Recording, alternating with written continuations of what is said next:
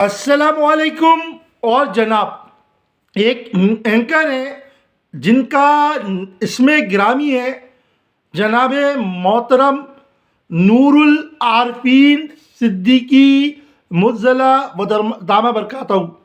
صحیح ہے.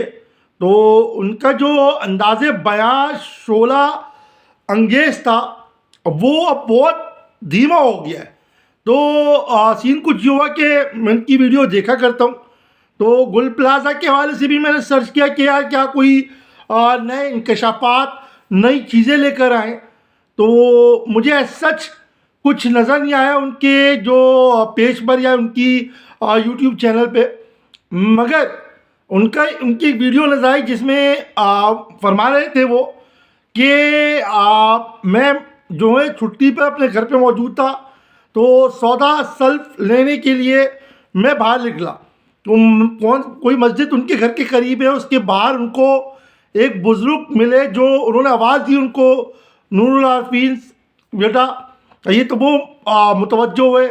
اب انہوں نے بولا کہ وہ ان کی بات سننے لگی، تو انہوں نے بولا کہ روحانی انداز میں کہ مجھے تم سے کچھ کہنا ہے. تو نور العارفین صدیقی صاحب سمجھے کہ ان کو کچھ امداد کی ضرورت ہوگی، تو انہوں نے بولا کہ روحانی انداز میں کہ بیٹا ہمیں تمہاری بہت ضرورت ہے، تم اس طرح جو بول رہے ہو، تو اس طرح جو بات کر رہے ہوتے ہو کھلے عام اس طرح نہیں کرو. صحیح ہے. تو وہ نور العارفین صدیقی سوچنے لگ گیا کہ یہ میں کر کیا رہا تھا، یہ کیا بول رہا تھا. تو انہوں نے اپنے آپ کو کنٹرول کیا، ان کا لہجہ پلائڈ ہو گیا.